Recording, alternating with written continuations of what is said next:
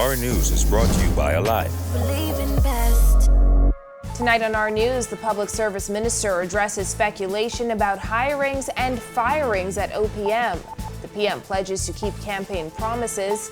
COVID-19 topping the new cabinet's agenda. And former PM Dr. Hubert Minnis to stay on until the F&M's convention. The details straight ahead.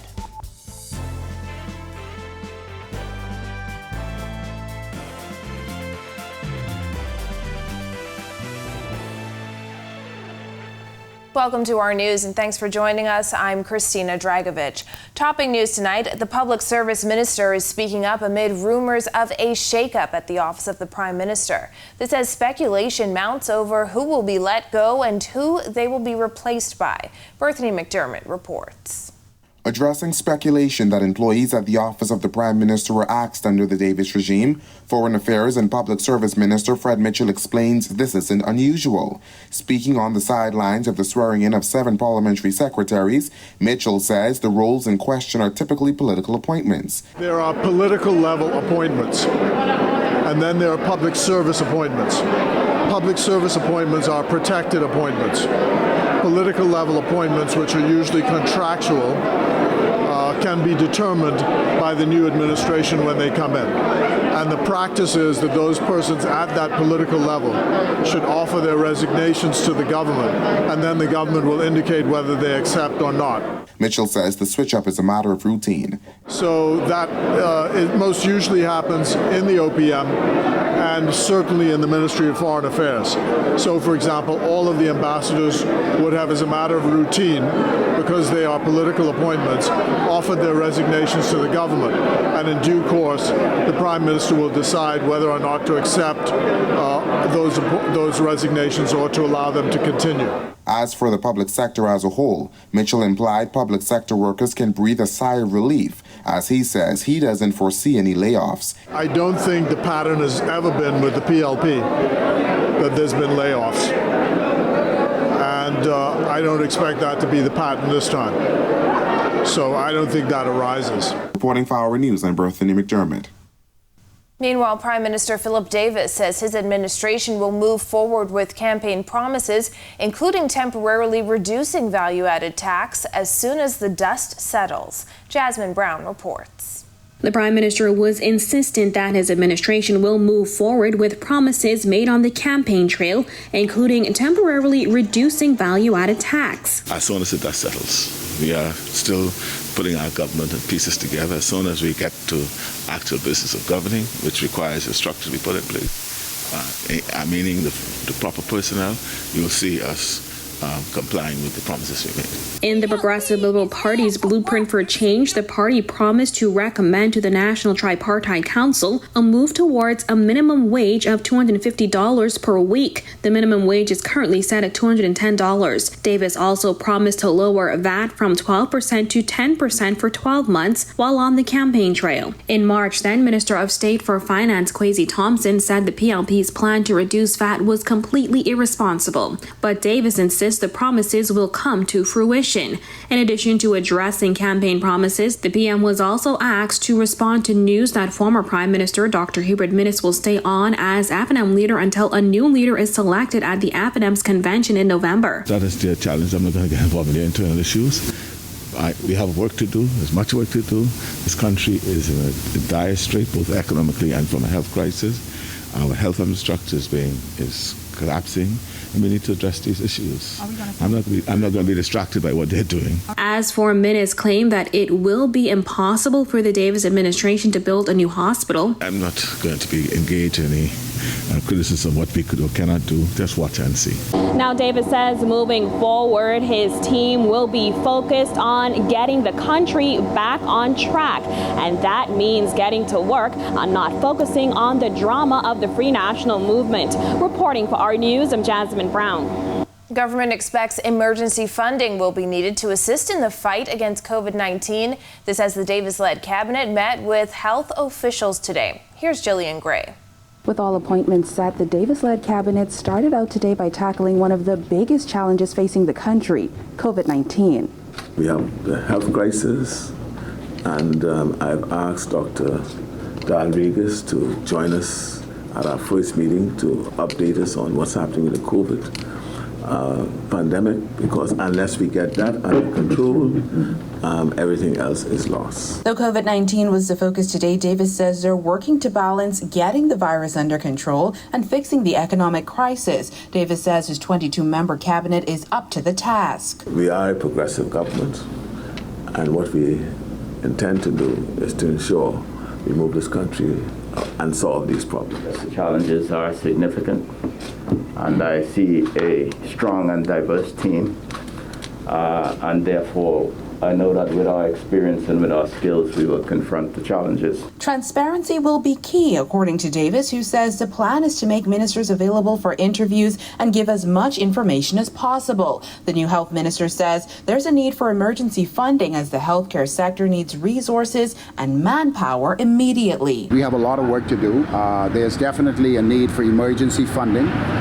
We have some of our suppliers as well as individuals involved in the fight who need to be paid. We have to look at where we are financially and begin to start the process to improve the manpower resources at these facilities so that we would be better able to move at a rapid rate and get our COVID situation as well as to improve upon our primary health care facilities. Dr. Davil says he saw healthcare workers to the point of exhaustion at South Beach Clinic, Grand Bahamas Clinic, and Princess Margaret Hospital. He'll tour the Family Island soon. While indicators point to a decrease in cases, Davil says they're not breathing a sigh of relief just yet. We are seeing signs where the cases may be falling, but we are very mindful not to be too optimistic at this time, because that may be a direct result of lack of testing. Reporting for our news, I'm Jillian Gray. Well, some observers are suggesting the Davis-led cabinet is too large, but the Prime Minister says the challenges faced by the present government need focused attention and leadership. For example, when we talk of the health crisis, getting on top of the COVID-19 pandemic is the most urgent and most obvious issue. We urgently have to fix this, and implementing our COVID action plan alone could take all of the ministers' attention. But there's so much more that needs urgent attention.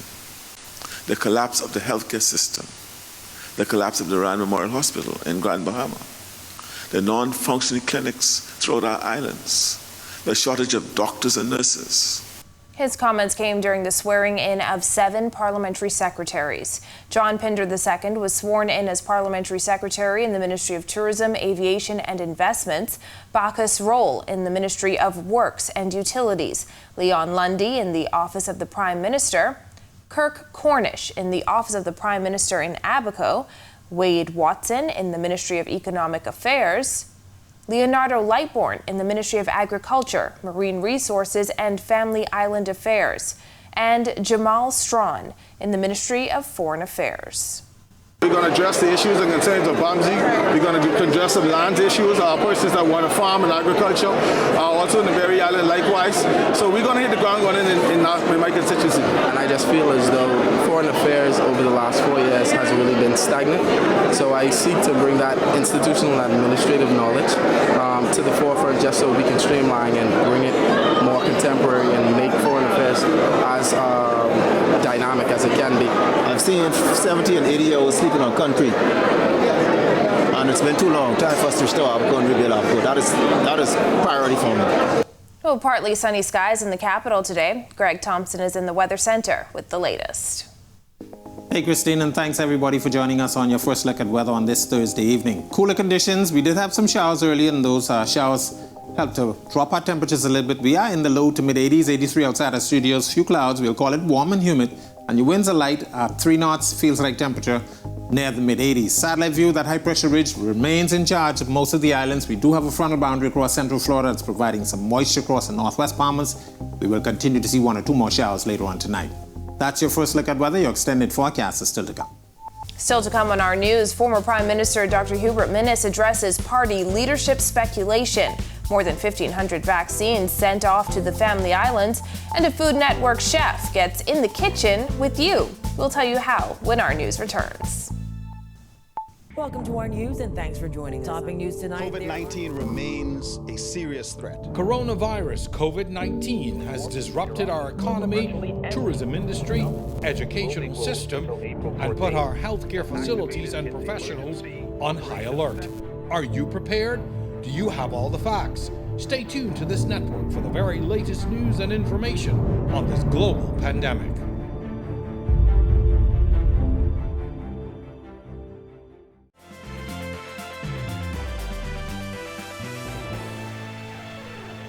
The Free National Movement is eyeing late November for its convention. Party officials last night decided that former Prime Minister Dr. Hubert Minnis will remain leader until a new one is chosen at the convention. Kyle Joaquin reports. I thought the government, we did an excellent job in paving the way forward for the country and preparing for a better future.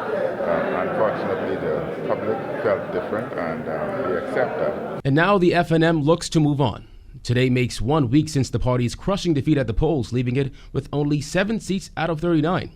After the Executive Council of the FNM voted to have Minnis stay on as leader 17-12 Tuesday night, the party's Central Council made the decision to keep him on as leader, at least until the party's convention, for a date to be set no later than the end of November. We would regroup, look at everything, analyze as to why individuals had not voted, what were the challenges, and we would move forward and come out even better.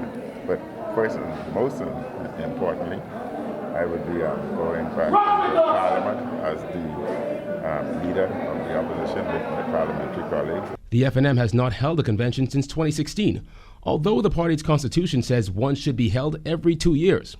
Members of the party have been split on what to do next, with some saying Minnis should step down now and allow the party to move on. Others feel he deserves a chance or the opportunity to remain on until a next leader is chosen. The future is bright for the FNM, and we saw it tonight. Well, the person spoke with one voice. They supported the leader going into convention and coming out as the leader. And then at the end of the day, we'll choose a leader who would further build the party. Neither the press nor the public were allowed inside the meeting. Waiting for the outcome at times, emotions got the best of some. But now the party is looking forward to its convention. While there have been talks of who could be next to lead the party, those whose names have been in those discussions remain tight-lipped. Your name's going around in talks for No comments. No comments. No comments on that? No comments. Well, I haven't made any final decisions. When that time is appropriate, then perhaps after consideration with my family and prayerful consideration, I'll make a decision. Thank you very much. For Our News, I'm Kyle Joaquin. Well, vaccines are not the end-all to the Bahamas' COVID-19 challenges, according to Prime Minister Philip Davis, who made the comments as more than 1,500 COVID-19 vaccines were sent to Abaco on an early morning flight today. Vaccine is not the end-all to our challenges because, as you're aware, there could be breakthroughs. And so while we insist that we all attempt to be and encourage persons to be vaccinated, we still are asking them to follow our COVID protocols. Keep your mask on, wash your hands until we get the answer to eradicating this deadly disease. Davis insists it will take a lot more than a jab to combat what is now the worst wave of COVID-19 the Bahamas has experienced since March 2020. Still, he says vaccines are vital and the government is looking to acquire more with the help of the United States. We want to just express our thanks to the United States government. We are in discussions to ensure that enough Pfizer vaccine arrives in the Bahamas and arrives in time to be able to see that we get our country fully vaccinated. U.S. Embassy Chargé d'Affaires Usha Pitts underscored the importance of getting more people vaccinated. She also weighed in on the Biden administration's decision to require adult international travelers to be fully vaccinated. We do know two things that I can tell you today, which is that it will be coming sometime in mid-November, so we have a little bit of time to get vaccinated if you haven't done it. And then the second thing is that we know children will be exempt. So other than that, I don't have details, but I am really gratified to hear that already Bahamians' vaccination demand has gone up as a result of that. 1,390 Pfizer doses, 200 Johnson & Johnson doses, and 14 vaccination site workers were sent to Abaco today.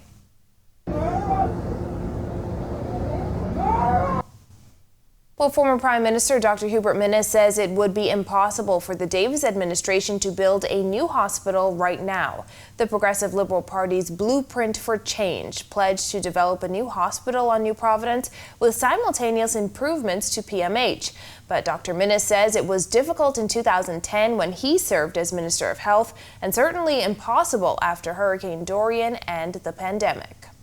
The cost for a new hospital was then $650 million. That was 2010. We are now in 2021. Is it now impossible? That is absolutely correct. If 2010 it was 650 million, that was why we took the route that we took, because we recognized that the critical care block and moving in stages was the proper route. We could not afford $650 million before Dorian, before COVID, and before we experienced what we're seeing today. When our news comes back from the break, families clash outside a Grand Bahama court. We'll tell you why. Plus, our Marcellus Hall chats with the new Minister of Sports. The details when our news returns.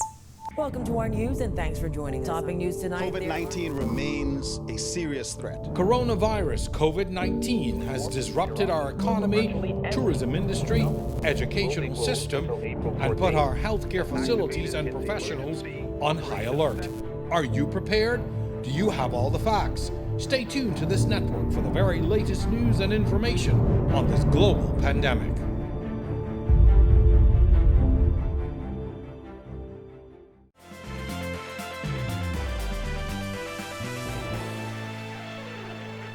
This is our news. Welcome back.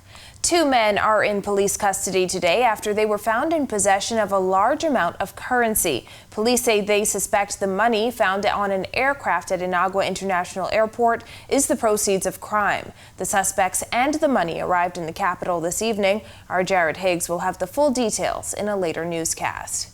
Meanwhile, a 24-year-old Freeport man was charged with 1 count of murder and 4 counts of attempted murder in connection with an incident that took place at the International Bazaar on September 17th. It was a rowdy scene outside the courts. Jared Higgs reports.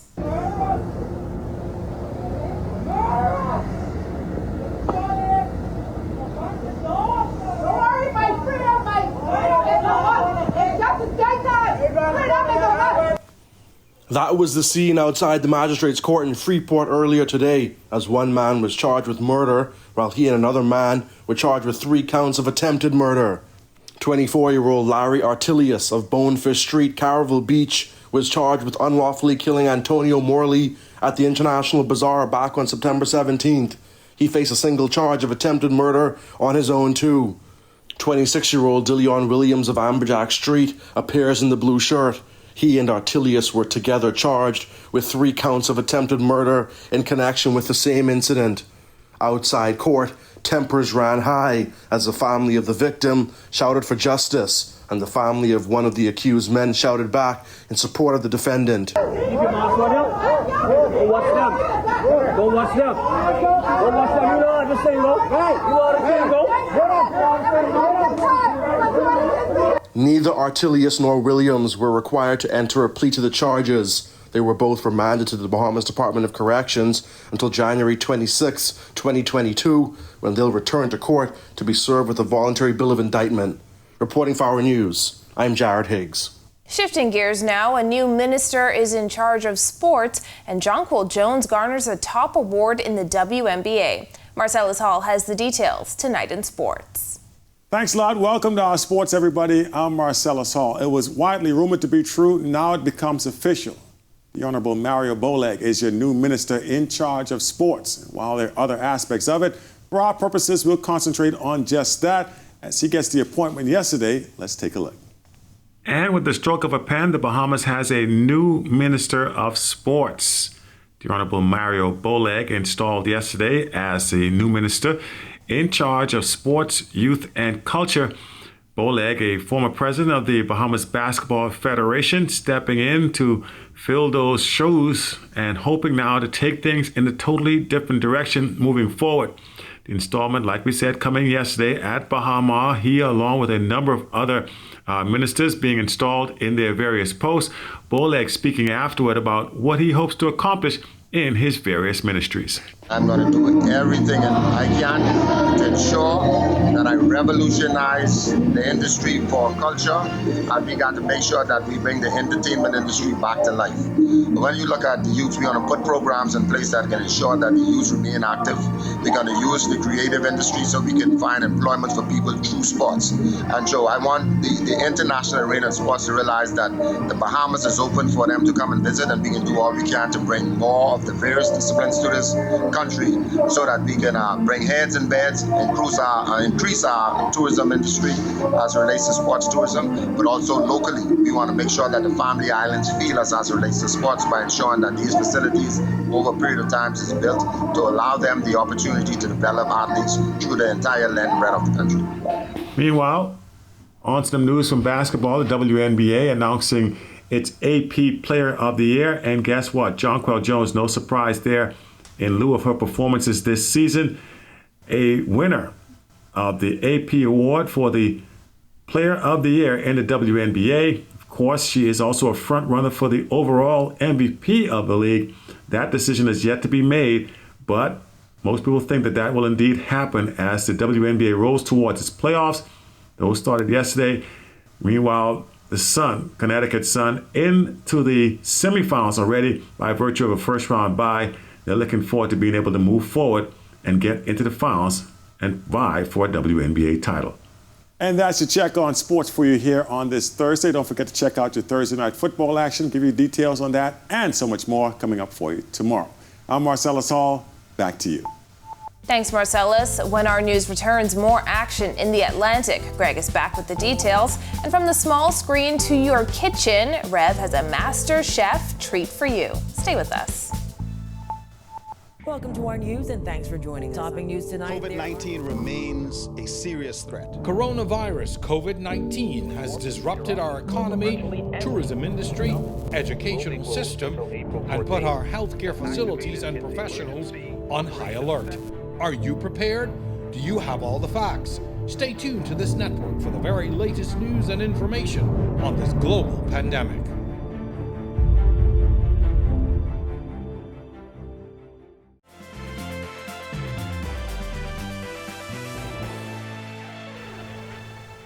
Welcome back to our news. Tropical Storm Sam forms in the Atlantic. Greg is back in the Weather Center with a look at weather conditions heading into the weekend. Thanks again, Christine. Welcome back, everybody, for your second look at weather. A early season frontal boundary pushing across central Florida with some showers and thunderstorms out ahead of that affecting the islands. We will continue to see one or two more showers out of that as the system is expected to stall into the weekend. The National Hurricane Center watching three areas. One, a surface trough in the central Atlantic with about a 10% chance for some formation over the next couple of days. Then we have what's left of Odette, well out there in the northeast Atlantic. That is going to continue to show some chances for some formation. But we are watching that system down in the central southeast Atlantic. It's now Tropical Storm Sam. Will continue to move towards the west-northwest. Expected to become a major hurricane by the time it reaches the Les Antilles. Beaching and boating forecast for the northwest Bahamas tonight through tomorrow. Southeast to south, 5 to 10 knot, seas running 1 to 3 feet but up to 5 feet in swells. Southeast Bahamas, 5 to 10 knots, and those swells will continue up to 5 feet. Here's a look now at your national forecast. A look now at your extended forecast through Tuesday.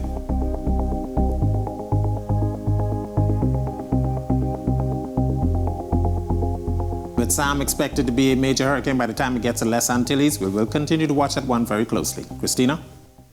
Thanks, Greg. Well, budding chefs will have the chance to chef it up with renowned Food Network chef and Chopped champion Giorgio Rapicavoli.